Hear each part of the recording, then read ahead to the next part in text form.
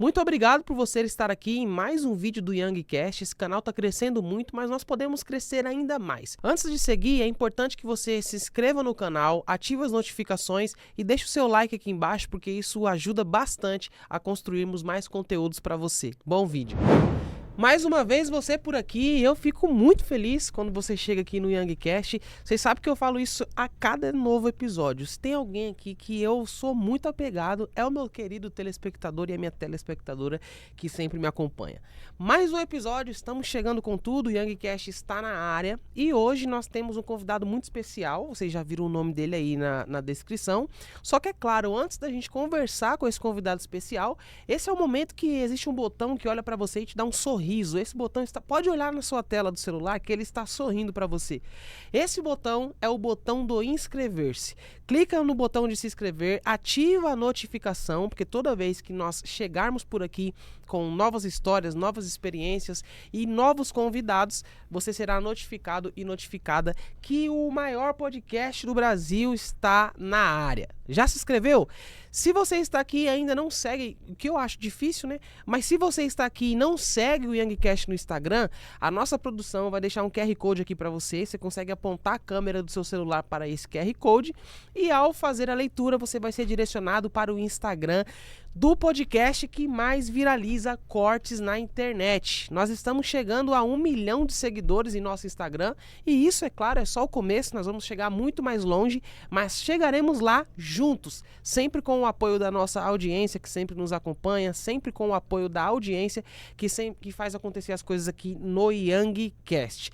Já se inscreveu no canal, já ativou as notificações, já está seguindo o Youngcast no Instagram.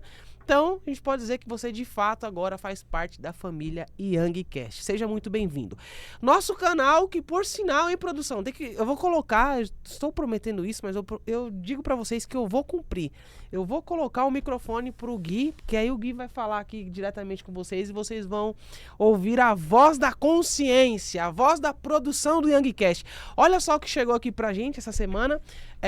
A placa do YouTube, nós batemos 100 mil inscritos no canal. Já estamos com 120 mil inscritos e faz apenas 30 dias que nós batemos os 100 mil inscritos. E eu fico muito feliz por isso. Por quê? Porque é muito mais do que números, são vidas alcançadas. Então, esse prêmio aqui não é só meu, esse prêmio é seu, que está aqui, que nos dá a sua audiência, que sempre dá like nos vídeos, que sempre acompanha, compartilha.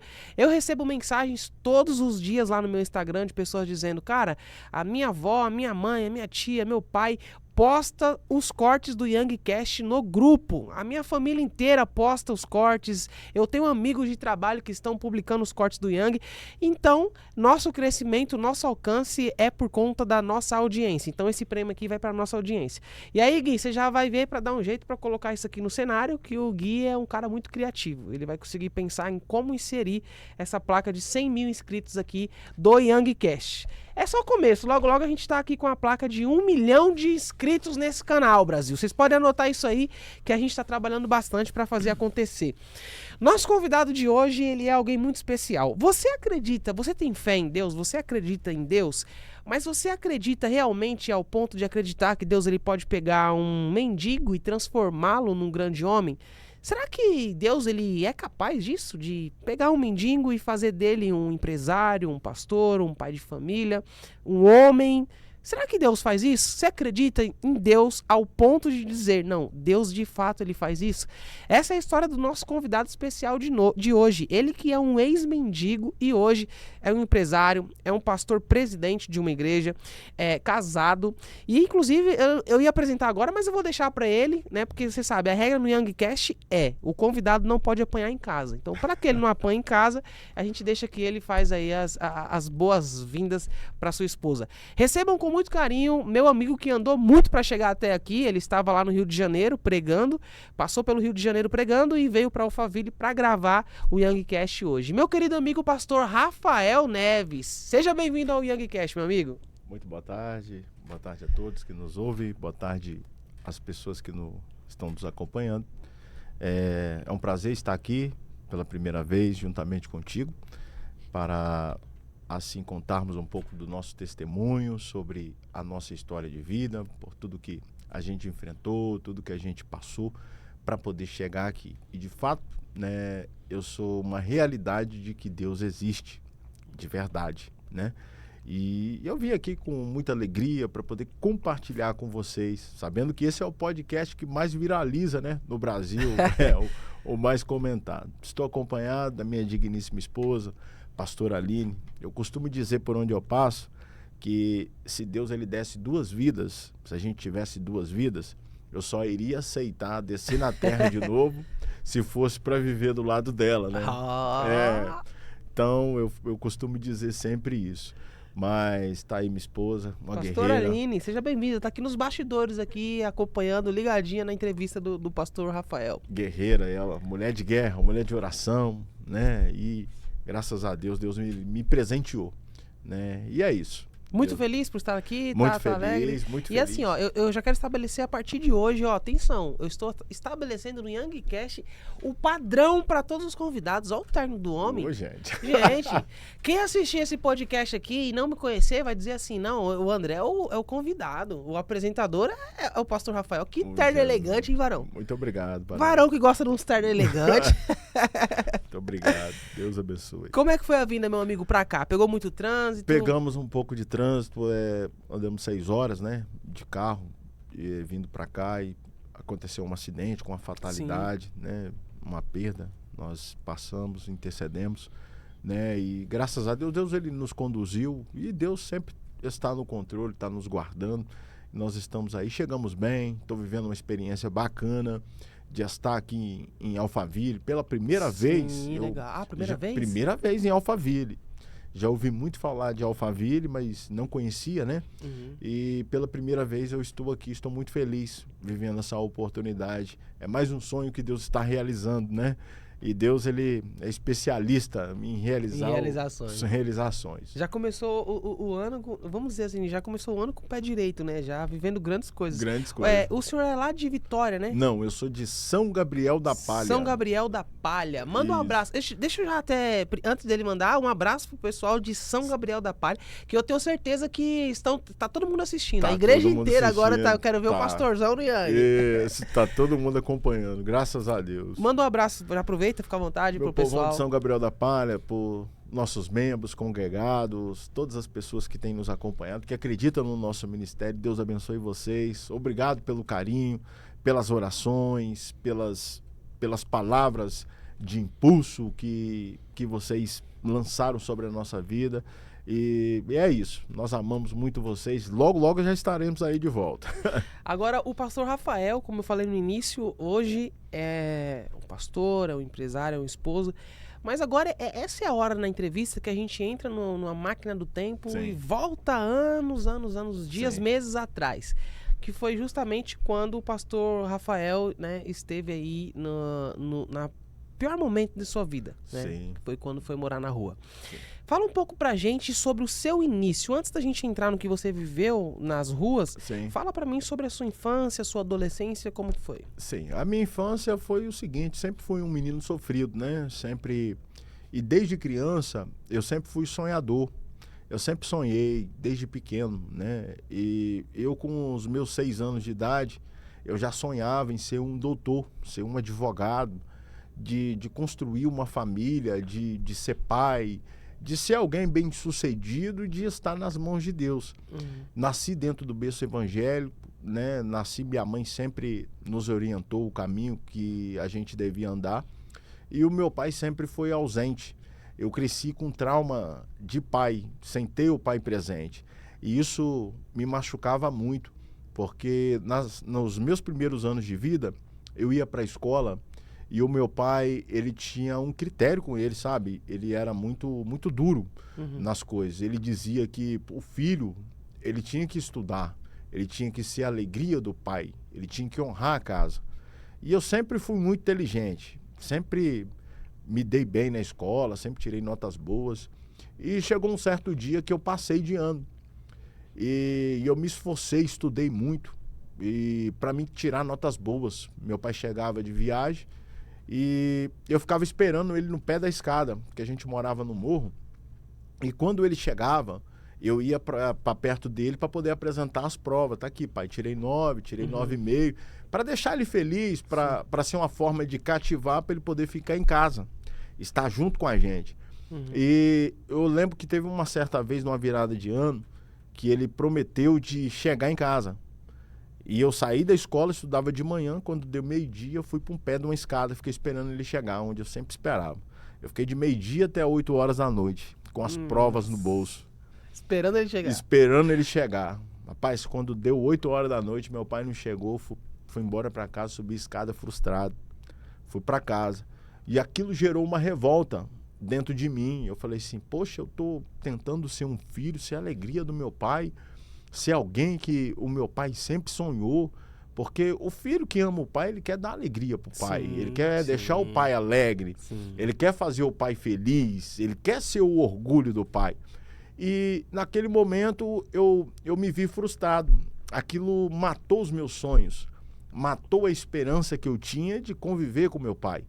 E meu pai ficou muitos anos sumido, ia em casa uma vez a cada 3 meses, e isso eu cresci e aquilo me proporcionou uma revolta. E aquela revolta, ela me levou para mim poder seguir outros caminhos que não agradavam a Deus. Nossa. Aí eu comecei a trilhar uma história que não estava escrita, que não era o propósito de Deus, não era aquilo que Deus queria escrever para mim. E com isso conheci droga, conheci criminalidade, conheci todos os tipos de pessoas, fui criado no morro, né? E você sabe, você é criado no morro e já tem a mente fraca, você sabe o resultado. Sim. E aconteceu isso comigo, isso me gerou uma revolta. E meu pai, quando eu tinha 16 anos, ele apareceu, ele veio para casa, ele veio para ficar com a família. Quando ele chegou para poder ficar com a família, com 6 meses que ele estava com a gente, ele abriu uma empresa, uma funerária, e quando ele veio para ficar com a gente, ele deu derrame. Ele teve 3 AVC, um atrás do outro, foi parar em cima de uma cama. Nossa. E eu não tive a oportunidade de ser o filho que ele sempre sonhou. Porque ele foi parar em cima de uma cama e o tempo que ele teve para estar junto comigo, ele não teve. Aí aquilo me gerou mais revolta. Aí me entreguei para droga. Foi um trauma. Foi um trauma. Aquilo ficou dentro de mim. Aí não queria mais saber de igreja, não quis saber de nada. Aí eu virei aquele filho que já não queria saber mais de nada. A minha vida tomou uma outra direção, tomou uma outra proporção. E isso me machucou muito, né? Isso me magoou bastante. E com isso eu tomei outros rumos. E esses rumos que eu tomei, eles geraram muita decepção. E aquele trauma, ele só foi crescendo, só foi aumentando. E dentro de mim foi virando uma bola de neve. Tanto que chegou um tempo que eu não conseguia mais acreditar em Deus. Eu não conseguia olhar para Deus e ver Deus como um pai. Hoje eu olho para Deus... Influenciou na paternidade. O trauma que você teve com seu pai, ele meio que acabou influenciando na sua relação com Deus, na sua visão de Deus. Não conseguia acreditar mais em Deus. Nossa. Eu não conseguia acreditar que Deus era pai, que Deus existia. Eu falava assim, como que Deus existe? Deus deixou sofrer quando eu era criança. Se eu cresci sofrendo, se a minha vida foi sofrer, se a minha vida foi chorar, entendeu? E isso para mim foi uma das piores fases da minha vida, sabe? Que me machucou muito, porque lá atrás, hoje eu tô aqui, eu sei que Deus está acelerando os planos da minha vida. Mas lá atrás foi bem Lá diferente. atrás machucou, entendeu? Machucou muito, muito mesmo, e só Deus sabe o que eu passei, entende? Eu sofri mesmo, a pior coisa é você crescer sem pai, entende? A dor difícil. de não ter o pai perto. Verdade. Mas Deus me curou. Hoje, meu pai é Deus. Sim. Ele é meu pai. Ele é alguém que está comigo. Ele é alguém que cuida de mim. Eu descobri isso em Deus. Na verdade, Deus sempre foi meu pai. Nos meus momentos de trauma, de dor, tanto na rua, tanto as dificuldades que eu enfrentei, Deus ele sempre esteve cuidando de mim. Sim, eu concordo com você nesse sentido de que pai faz falta, que eu também perdi o meu pai, né? Então, a nossa vida muda a partir daquele ponto que você não tem mais o seu pai ali perto. Porque o pai, ele tem uma importância fundamental, né, na vida do filho. Sim. O pai, ele tem uma importância, ele é de uma relevância extrema no desenvolvimento como ser humano, como cidadão do filho. E, inclusive, eu queria pegar o gancho do que você viveu e te perguntar, se você pudesse hoje aconselhar um pai que não é presente na vida do filho, um pai que não está próximo do filho, qual seria esse conselho? Olha, o meu conselho para o pai hoje que tem a oportunidade de cuidar de um filho é que ele cuide do seu filho. Que ele seja um pai como o pai do filho pródigo. Aquele filho pródigo, existiu um homem que Jesus ele contou na parábola que este homem tinha 2 filhos, um mais novo e um mais velho. O mais novo chega para o pai e fala assim: pai, me dá minha parte que cabe de herança. E naquele tempo, na cultura antiga, pedir a parte da herança era desejar a morte do pai. E o filho que tinha uma atitude dessa, ele deveria ser tratado severamente. Ele deveria ter um rigor. Ele deveria ser tratado de uma forma diferente, de forma mais severa. Diz a Bíblia que o filho sai, e quando ele sai, ele gasta tudo que tem. Após perder tudo que tem, fica com a veste suja e vai apacentar porcos. Um dia ele se lembra, na casa de meu pai, tinha comida, tinha água, tinha cama, tinha moradia, tinha um teto, tinha honra, eu tinha tudo. Levantar-me-ei, irei ter com meu pai. Vai dizer a Bíblia que quando ele se levanta e vai ter com o pai já estava de longe olhando para o filho. Deus, ele é o tipo de pai que o filho pega a herança. Por quê? Qual é a nossa herança? A gente pede algo para Deus, Deus ele entrega, e a gente esquece de ter Deus como pai e vai e perde tudo. As pessoas têm isso. Muitas pessoas que estão diante de Deus, que consideram Deus como o pai e recebem alguma coisa que não estão prontos para poder receber, vai e gasta tudo, perde tudo, joga tudo fora. E depois, quando joga fora, Deus ele é o tipo de pai que ele, mesmo de longe, ele está vendo o filho. Mesmo de longe, ele está acompanhando o filho. Uau. O filho está andando, está perdido lá, mas o pai está guardando. A mão do pai está livrando. A mão do pai está protegendo. A mão do pai está sustentando. Deus, ele é esse tipo de pai. Uma das coisas que chama a atenção, que quando o filho volta para a casa do pai, o pai tem 3 preocupações. A primeira preocupação que o pai tem é trocar as vestes dos filhos. Legal. A cultura antiga diz que a pessoa, ele era identificado também pela veste naquele tempo.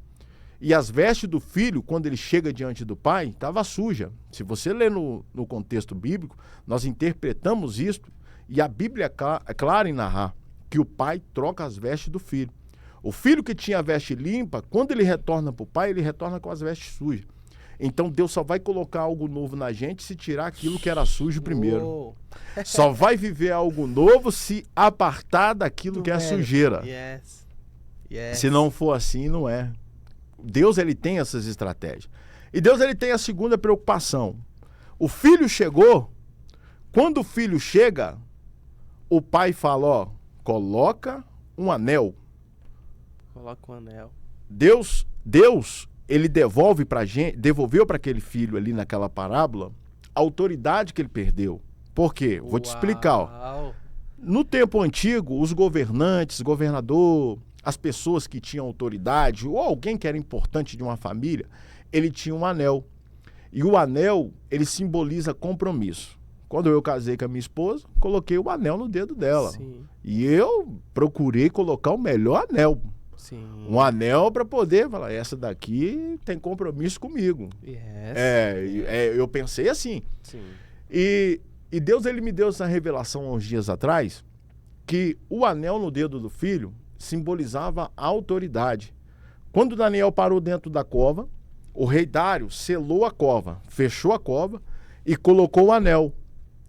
Aquilo que o rei Dário decretou não poderia ser revogado, porque o anel estava ali selado. O anel Eu já peguei. O anel estava ali selado. Ou seja, não poderia tirar Daniel da cova enquanto enquanto o rei não tivesse determinado a palavra. Então, o pai, quando ele encontra o filho, ele devolve o filho à autoridade que ele tinha dentro da família. Você sabe por que tem muita gente que quando Deus chama e Deus levanta como um sopro? Porque Deus devolveu a autoridade que perdeu. Porque é o filho que perdeu a autoridade que tinha, e quando voltou para a casa do pai, o pai restituiu a autoridade e começou a usar ele de uma forma estrondosa. Porque Deus, ele ama seus filhos. E a terceira coisa que me chama a atenção é que o pai devolveu as sandálias. No tempo antigo só andava descalço, era mendigo e escravos. Os escravos andavam descalços. Sim. Eles não tinham as alparcas nos pés. Então, o pai, quando ele recebeu o filho, ele já queria determinar na vida do filho que o filho não era escravo, e sim filho. Ele queria dar uma nova identidade para o filho. Porque Deus, quando ele nos chama, ele nos adota como filho, ele quer nos libertar por completo. Yes. Deus não faz nada pela metade. Deus não faz nada a 30%. Deus não pergunta nada para ninguém. Deus não pede nada emprestado. Porque Deus, ele tem as formas dele agir que às vezes a gente não entende. E naquele cenário, quando Jesus cita essa parábola, o pai estava colocando as sandálias no filho. Yes. Colocou a sandália no filho, por quê? Outrora você viveu como escravo. Hoje você vive como filho. Outrora você era alguém que estava perdido. Mas agora você é filho e você tem família, você tem um lar, você tem uma casa. Estou te restaurando. Estou trazendo tudo que é teu de volta. Estou mudando a sua história, estou mudando a sua vida. É assim que Deus faz. É assim que Deus age. E detalhe que Jesus, ele também citou que tinha o filho maior. Isso, o mais velho. O mais velho. O filho mais velho, quando ele vem do campo, ele vê uma festa. Porque o pai mandou fazer uma festa. E tem festa no céu toda vez que um pecador reconhece Jesus. Então o filho reconheceu e voltou para a casa do pai. E quando o filho voltou para a casa do pai, houve uma festa. E nessa festa, o filho mais velho, ele estava no campo, cuidando das coisas do pai. O único herdeiro. Ele era o herdeiro que tinha sobrado. Quando ele vem de longe, ele avista uma festa. E quando ele avista aquela festa, ele fica preocupado. Porque ele vê todo mundo comemorando de alegria, todo mundo feliz, todo mundo que estava bem, estava todo mundo ali junto com o pai se alegrando. E o filho chega para o pai e fala assim: pai, eu sempre te servi, eu nunca te desonrei, eu nunca fiz nada para poder magoar o senhor, e o senhor nunca me deu um cabrito para mim festejar com os meus amigos. Agora esse aí, ó, gastou tudo que tinha, e agora porque ele voltou, o senhor tá fazendo uma festa. Aí o pai vai e responde pro filho: filho, esse seu irmão estava morto e reviveu. Estava perdido e foi encontrado. Tudo que eu tenho é meu. Você sabe por que muita gente não usufrui daquilo que Deus pode proporcionar? Porque não sabe desfrutar da herança que Deus pode entregar. Não sabe desfrutar daquilo que Deus pode proporcionar. Aquele filho não acessou o quarto céu. Aquele filho não acessou aquilo que o pai queria. O pai estava dizendo: tudo que eu tenho é teu. Tudo que eu tenho te pertence. Tudo que eu tenho é seu, filho. Você pode usar. Não usou porque não sabia desfrutar daquilo que o pai poderia oferecer. Então, quando você descobre isso em Deus, que você tem todas essas coisas, você alcança níveis diferentes. Eu descobri tudo isso em Deus. Você muda o patamar. Mudou o patamar. Eu vivi como um mendigo lá em Vitória, na Vila Rubim, né? Eu mendiguei. Literalmente? Mendiguei. A primeira vez que eu tive uma certeza que Deus estava cuidando de mim foi quando entrou uns traficantes, tudo com metralhadora, com várias motos, no lugar que a gente estava, e começou a matar alguns mendigos que estavam na rua. E eu estava deitado, André, assim na calçada, um papelão por cima, o papelão estava por cima de mim, me tampando. Aí passou o tiro da bala de metralhadora, bateu na parede. Aí quando a cápsula bateu na parede, caiu, ela fez uma marca aqui na minha barriga. Eu tenho uma marca aqui, que ela queimou a minha barriga. E quando ela queimou, eu ouvi a voz de Deus. Falando assim, ó, você me abandonou, mas eu te guardei, tá? Você me deixou, mas eu te guardei. Meu Deus. Aí daquele dia pra cá eu comecei a ter um contato com Deus diferente. Eu comecei a ouvir a voz do Espírito Santo. A minha vida foi mudando. Aí foi aonde Deus ele me reencontrou e me restaurou e fez de mim uma nova pessoa. Ali você identificou que Deus ele tinha um ponto, né, na sua vida. Ali foi o momento que foi o antes e depois, né? A famosa lacuna. Sim. A partir daquele momento você passou a entender que Deus tinha uma obra na sua vida e que Deus, o plano dele era maior. Sim. Só que você falou uma coisa que, cara, ficou remoendo aqui na minha cabeça quando você falou do filho pródigo. E eu achei legal o detalhe que você trouxe, que o irmão mais velho falou assim pro pai, falou, pai, eu estou aqui há muito tempo, só que veio este teu filho. Você vê que a gente não tem uma linguagem dele dizendo assim pro pai, pai, eu estou aqui há muito tempo, mas meu irmão voltou e só fez isso. Ele diz, este teu filho. Sim. Ele chama o pai de pai, mas o irmão, ele diz, este teu filho. Tipo, ele tinha o pai como pai, mas não tinha o irmão como irmão. A gente pode dizer que existem crentes hoje dentro da igreja com essa síndrome do irmão mais velho, que ele é aquele que quando alguém desvia, quando alguém sai, ele não se preocupa, né? Porque o irmão mais velho não se preocupou, apenas pegou a parte dele da herança, ficou quietinho e deixou o irmão ir embora. Sim. Então, esse perfil de crente que vê alguém desviando, não se preocupa, e quando vê Deus levantando alguém, que foi o ponto que você falou que foi fantástico, que quando Deus ele pega, levanta, a pessoa já vem numa velocidade, isso é normal, porque Deus levantou. E esse crente, quando vê alguém sendo levantado, quando vê o novo convertido começar a ser usado, é aquele que entorta a cara. É real? Existe, de fato, esse tipo de crente dentro da igreja? Existe várias pessoas, né? Hoje a gente sabe que tem pessoas que estão dentro da igreja, acha que ele é o único filho.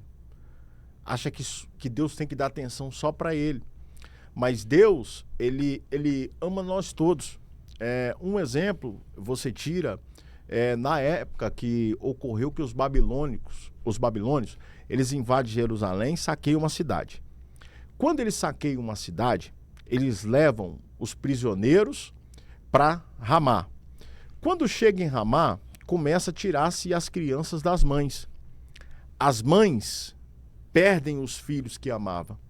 É por isso que Isaías, ele escreve no capítulo 49, o versículo de número 15, pode-se uma mãe esquecer do filho que ainda mama? Aí o Senhor vem e diz, mas eu, todavia, não me esquecerei de ti. Uau. Porque na palma das minhas mãos eu te tenho gravado. E segundo a cultura antiga, naquele tempo, quando ocorreu esse episódio, as mães que perderam seus filhos, que foram tirados, que estavam levando para poder ser escravos, elas subiam no alto do monte, olhavam para o céu. E quando elas olhavam para o céu, elas gritavam o nome do filho. Se o filho fosse João, elas gritavam bem alto, João, eu nunca me esquecerei de ti.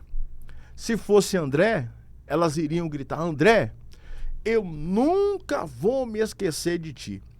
E você já ouviu falar do ferrete, que é usado para poder marcar gado. E aquelas mães, elas faziam algo para poder trazer isso a memorial. Elas gritavam alto no sentido de que, se a criança estivesse por ali ouvindo ela gritar, que ela voltasse para os braços da mãe. Por isso que ela gritava alto.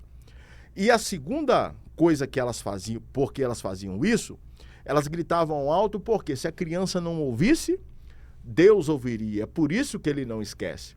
E as mães, em forma de memorial, elas pegavam um ferrete, levavam na brasa, cravavam na sua mão com a inicial do nome do filho. É por isso que Deus fala, pode-se uma mãe esquecer do filho que ainda mama, mas eu todavia, não me esqueço. Deus, ele nos tem gravado nas palmas da mão dele. Você sabia disso? Vamos lá, agora eu fiquei curioso. Deus tem o nosso nome ou nos tem cravado na palma da mão dele? Sim.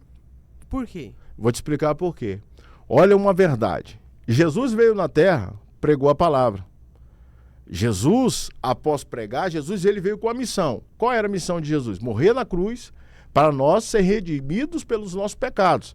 Ou seja, quando Jesus morreu, os nossos pecados nós obtivemos o direito do perdão. E Jesus, quando ele chega no Gólgota, quando ele chega ali com a cruz, começaram a preparar Jesus para poder crucificá-lo. Sim. E aonde crucificaram Jesus? Aonde marcaram Jesus primeiro?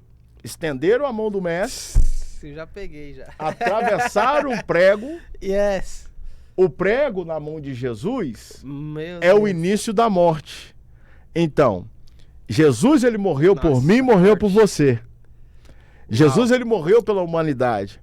É por isso que Jesus carrega o buraco na mão. A morte de Jesus representa a nossa vida. Então, o nosso nome está cravado na mão de Jesus. Estamos crucificados com ele. Crucificados com ele. Terrível. Pode uma mãe esquecer do seu filho, todavia eu não me esquecerei, porque nós já estamos nas palmas da mão de Jesus. Cara, isso Nós eu estamos, nunca tinha pensado nisso, cara. Nós estamos na palma da mão de Jesus. Jesus, ele morreu por mim, morreu por você. Ele foi crucificado. Então, o nosso nome está na mão de Jesus. Porque é Jesus, não é Jesus que vai abrir o livro da vida? Yes. E Jesus, ele morreu por mim, morreu por você. Sim. Então, a responsabilidade ficou com ele, a chave está na mão dele. É ele que desata. É ele que faz. É ele que faz tudo. Yes. É Jesus. E esse ponto que você trouxe aqui agora eu achei interessante, porque eles esticaram Jesus e aí colocaram os pregos, né? Jesus, ele é crucificado. E a partir da ressurreição de Cristo é onde que vem um novo tempo, uma nova fase. Sim. Então a gente diz que Jesus ele dividiu de fato a história. Sim. Né? Que a partir dele vem o novo, a partir dele chega o novo, a partir dele nós passamos a viver um novo em Cristo.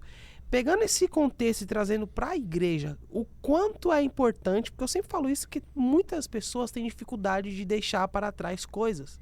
Muitas pessoas têm dificuldade de deixar pessoas, ambientes, lugares para trás. Uhum. E o quanto o cristão ele deve ter essa mente em não se amoldar ao padrão do mundo, mas ele renovar sua mente, buscar sempre coisas novas, seguir olhando para o alvo, deixando as coisas que ficam para trás. O quanto é importante essa consciência de deixar o velho para viver o novo?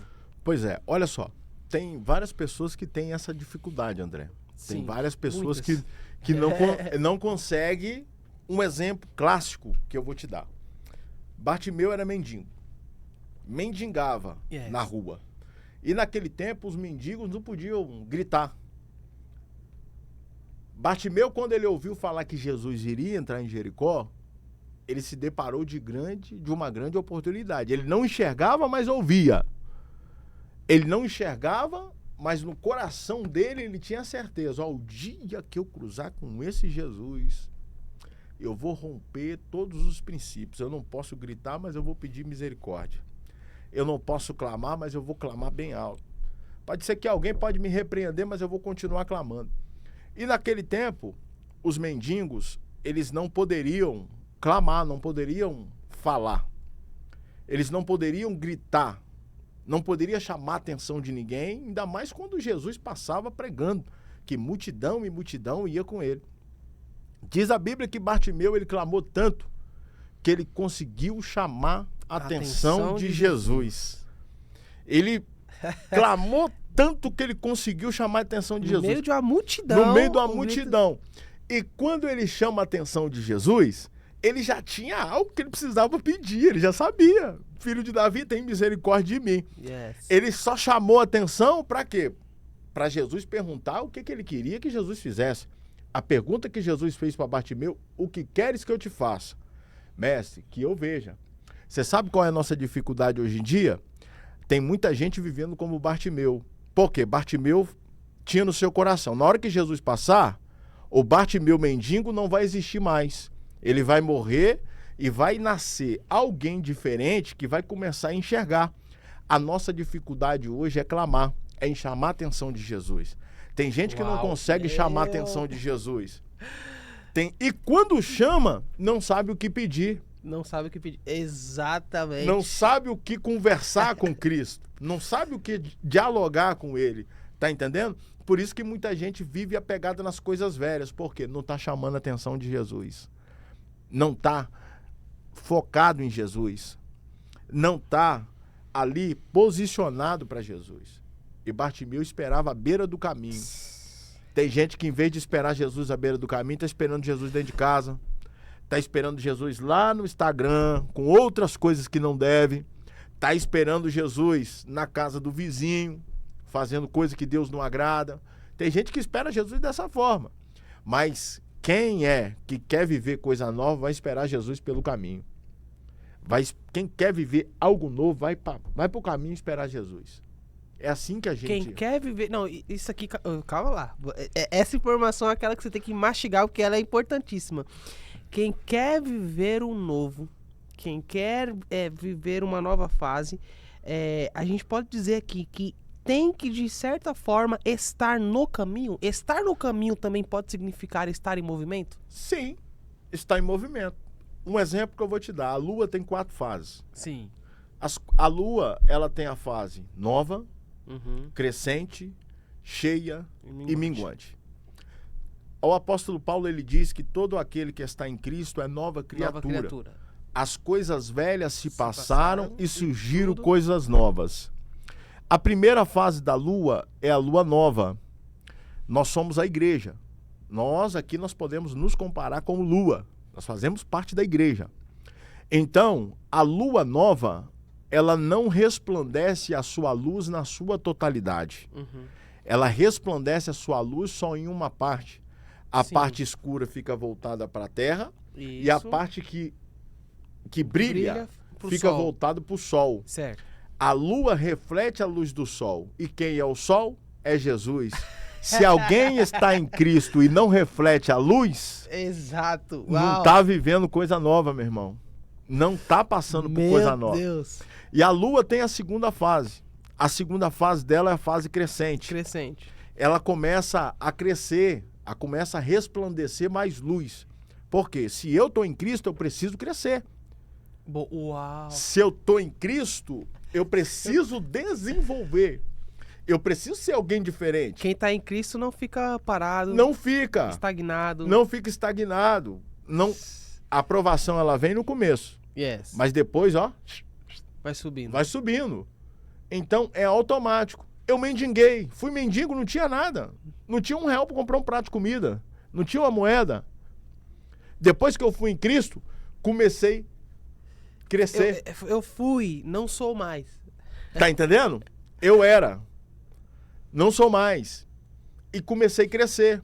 Então, se eu tô em Cristo, o sol está resplandecendo em mim que sou lua. Então, a luz vai me fazer crescer. Então, se eu sou lua e resplandeço a luz do sol, por quê? A lua não tem luz própria. Ela depende da luz do sol para poder refletir a sua luz, para poder alumiar. Então, se eu estou em Cristo, eu não estou crescendo, tem algo de errado. Isso que você falou, eu achei assim matador, quando você fala assim que a lua, ela não tem luz própria, ela depende da luz do sol, né? E trazendo que já que Cristo é o sol e nós somos como a lua, é aquilo, todo cristão entender, né? Que você não brilha não, amigão. Se Jesus não estiver, se o sol não estiver apontado para você, você não tem brilho próprio. Não brilha. Isso ensina sobre humildade. Sim. E o interessante é que quando o sol começa a iluminar a lua começa a refletir a luz da lua, chega uma parte que ela enche, que ela se torna lua cheia. Lua cheia. Ela fica resplandecente, Ela fica aquela luz linda. Já olhou para o céu e viu aquela luz linda? Sim. Aquela luz bonita? Então, é a lua cheia. Nós somos assim. Você olha para algumas pessoas, tá cheia. E quando chega nessa fase cheia, é a fase que a igreja ela está perfeita. Ela está linda. Então, a igreja ela tem que ser perfeita. Nós temos que ser perfeitos. Dar o nosso melhor para Cristo. Fazer o melhor. Fazer o melhor. Aplicar o nosso melhor. Tem muita gente que está até com aparência de cheio por fora, mas está vazio por dentro. Tá com a aparência de quem brilha, mas tá podre por dentro. Tá com a aparência de luz por fora, mas não tem luz por dentro. O coração, aparências enganam. As aparências enganam. O coração tá negro. Tem muita gente assim, André, com coração negro. Por fora aparenta uma coisa, mas por dentro tá podre. Tá entendendo? E depois que a lua ela fica cheia, ela tem uma fase muito importante. Ela começa a minguar. Ela começa a esvaziar automaticamente. Ou seja, depois que Deus ele enche o teu vaso, ele mesmo começa a apertar para poder minguar, para refazer o processo todo novamente. A lua ela gira 30 dias. É 30 dias o processo dela. E acabou os 30 dias que ela passa os 4 ciclos, ela volta lá no primeiro. Começa de novo. Lua nova, crescente, cheia e minguante. É assim a vida do cristão. Novo, cresce, enche, mingua. Novo, cresce, enche, mingua. Novo, cresce, enche, mingua. Uau! Terrível. Uma coisa que a gente daria, por exemplo, para tirar uma lição de humildade disso, por quê? Hoje você está bem estabelecido. Né? Hoje você é um cara que tem a sua empresa, tem a sua igreja. Só que você viveu os 2 pontos, cara. Você vive hoje o alto, mas você viveu o extremo do baixo. Sim. Né? Hoje você vive o que você vive, mas você já viveu na rua e etc. Quais foram? Porque na minha visão, você é o cara perfeito para alguém que quer aprender sobre humildade, sentar para conversar. Sim. Porque só pode falar sobre humildade e simplicidade quem realmente veio de baixo. Quem realmente comeu o pão que o diabo amassou e a manteiga que a diaba preparou. Então, o cara que sofreu, ele tem experiência. Se você senta com um cara mais novo, um cara mais jovem, como você aconselha ele, baseado na sua história, sobre como esse cara ser humilde, manter a humildade? A humildade, eu aprendi a ter humildade, porque eu já fui tupetudo. Eu já vivi a minha fase do tupete. E quando eu vivi a minha fase do tupete, ele só ensejou em desgraça na minha vida. Só ensejou em retroceder. E todo aquele que ele se auto-ensoberbece, aquele que não tem humildade, você pode ver que ele não prospera. Ele não alcança os objetivos. Até sonha, mas os projetos sempre tem alguma coisa que faz dar errado. Nossa. Sem o reino do céu é dos humildes. Porque o próprio Jesus ele disse: bem-aventurados os humildes de coração, porque herdarão a terra. Eles vão herdar, eles vão fazer parte. Porque a humildade é uma coisa que o próprio Jesus nos ensinou. Uhum. O próprio Jesus ele deu um exemplo de humildade. Jesus era humilde. Eu nunca vi um mendigo chegar diante de Jesus e continuar sendo mendigo. Eu nunca vi um paralítico chegar diante de Jesus e continuar sendo paralítico. Jesus ele foi o maior centro de humildade aqui na Terra quando ele esteve aqui. Então Jesus ele nos ensinou. E quando eu paro para poder ensinar, eu sempre digo, primeiro você liga no céu. Tenta imitar Jesus. Porque Paulo ele nos ensina isso. Imitar Cristo, ser como Cristo foi. Então eu aprendi em Jesus uma humildade. E eu aprendi a ser humilde. Tanto porque hoje, se eu quisesse, eu estaria andando com pessoas só de classe alta. E você sabe qual é a minha alegria? Sentar nas mesas simples. Sentar nas mesas simples, acabar o culto, pegar o povo da minha igreja, botar dentro do carro, levar em casa. Eu mesmo dirigindo o carro. Essa é a minha alegria. Fazer uma festividade, levar a cesta básica, abençoar o povo. Isso aí. Você sabe o que eu aprendi? Eu já cheguei aonde eu queria. Deus já me deu tudo que eu precisava. E quando eu falo de alguém bem-sucedido, eu falo de alguém bem-sucedido mesmo. O patamar que eu cheguei no extremo, no nível dos níveis mesmo. Se eu quisesse parar hoje de trabalhar, não precisava. Estaria tranquilo, estaria em paz. Uhum. Mas só que tem uma coisa que está aqui dentro, cravado dentro do meu peito. É o amor pela obra. Meu Deus. Eu não precisava ter dor de cabeça com membro de igreja. Não precisava estar esquentando. Poderia estar viajando com a minha esposa, conhecendo vários países. Mas não, tá eu e ela agarrados na batida. cuidando das ovelhas de Cristo. Porque eu sei que vai chegar naquele grande dia, eu vou ter que prestar conta. Te coloquei lá. E aí? Quantas almas tu ganhou? Meu Deus. Por isso que eu vou para a rua pregar. É por isso que eu invisto em evangelismo. No nosso ministério, a nossa igreja é conhecida como Igreja do Amor. A Igreja da Missão. A Assembleia de Deus Missão Central, a ADMEC, a nossa igreja. A nossa igreja é conhecida como a Igreja do Amor. Porque a gente prega na rua, a gente prega na praça, a gente pega os mendigos, bota dentro do carro e leva para a clínica de recuperação. E nós estamos agora num projeto. Nós queremos montar a nossa clínica de recuperação. Nós queremos ter a clínica de recuperação do nosso ministério. Porque nós acreditamos naqueles que são desacreditados. Assim como eu fui um dia menosprezado, abandonado, largado, e Jesus me encontrou, eu creio que Deus vai fazer isso na vida de muita gente.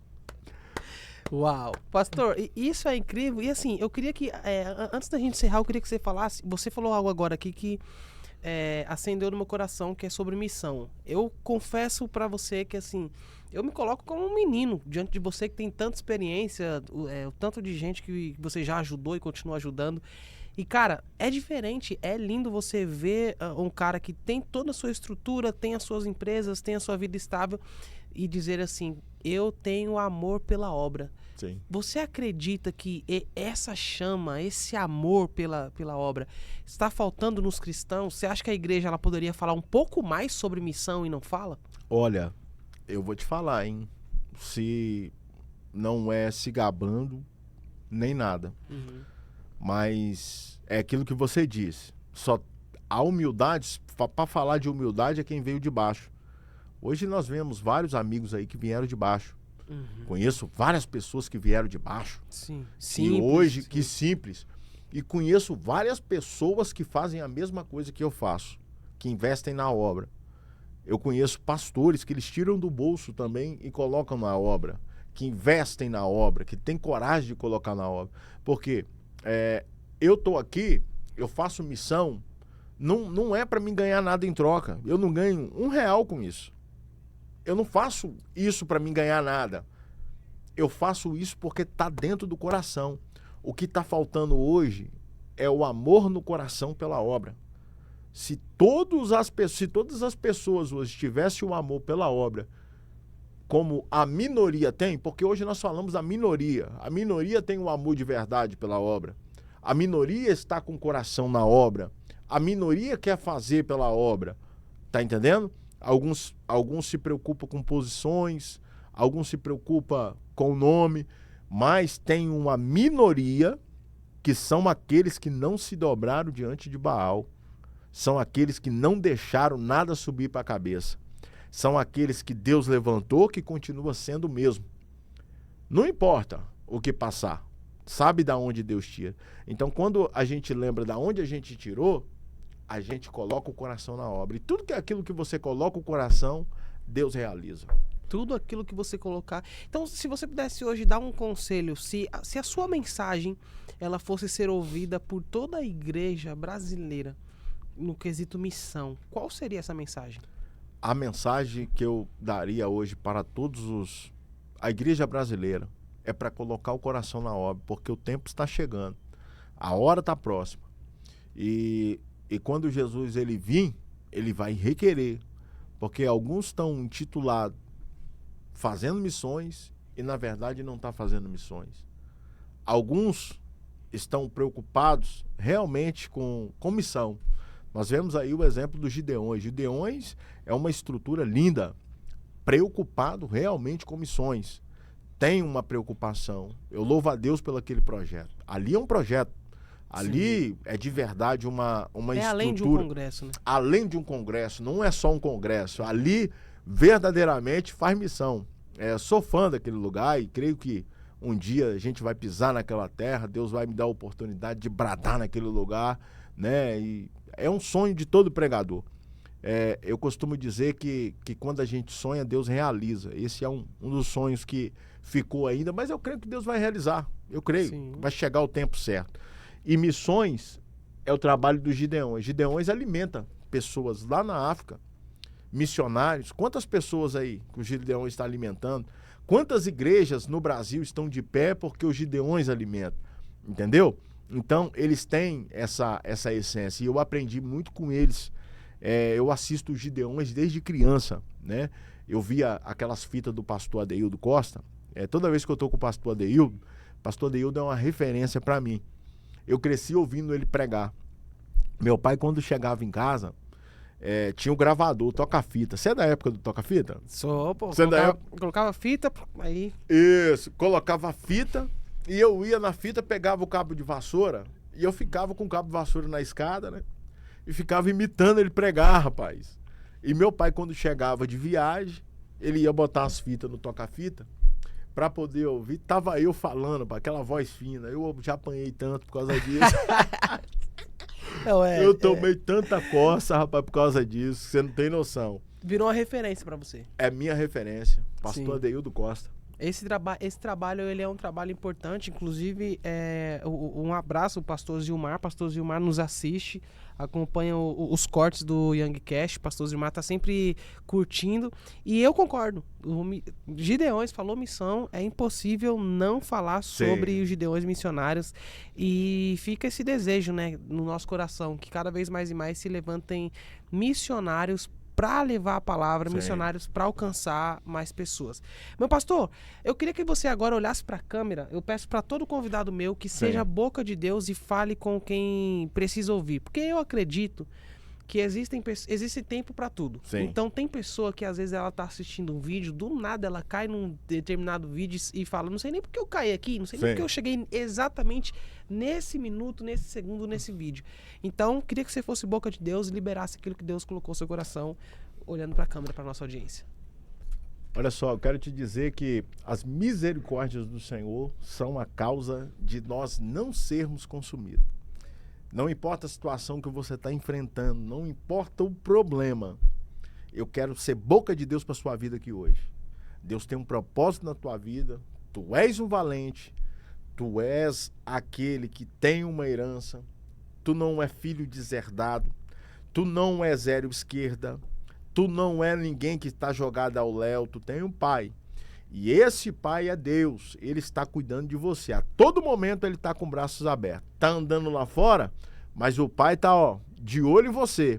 Deus não esqueceu, Deus te conhece e sabe aonde ele vai te colocar. Tá bom? Deus te abençoe.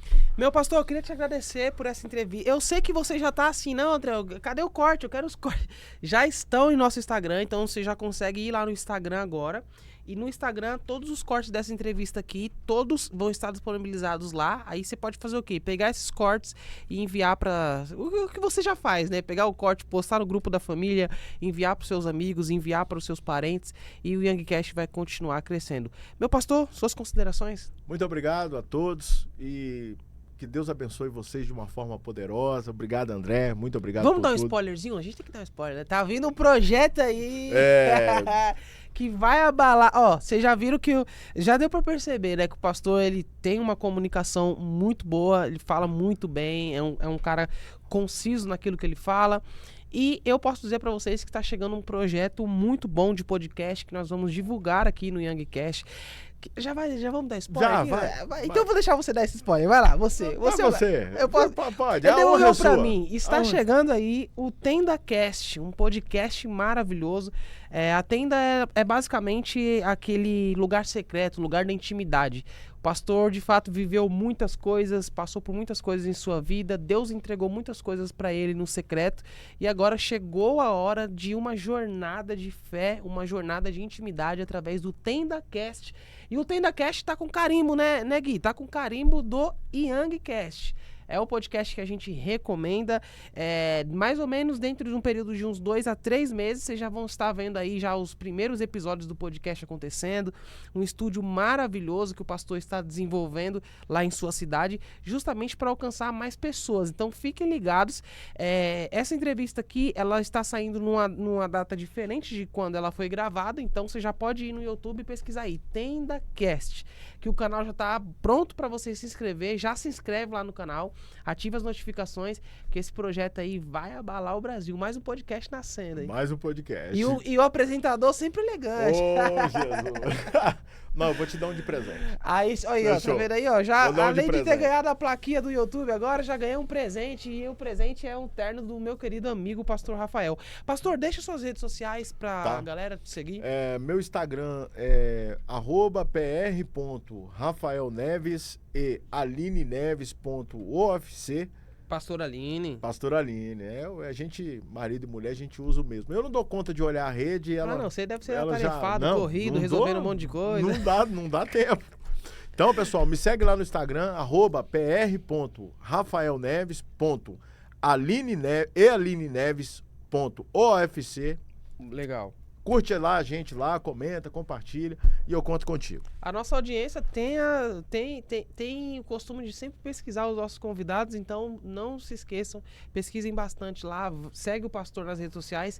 E a igreja, como é que está? Quais são os próximos eventos? Você já me deu uns spoilers aqui, eu sei que tem coisa boa. Nós estamos com um projeto, né? Um projeto para 2026, do dia 3 de março ao dia 8 de março. Nós queremos realizar um grande congresso no estado do Espírito Santo.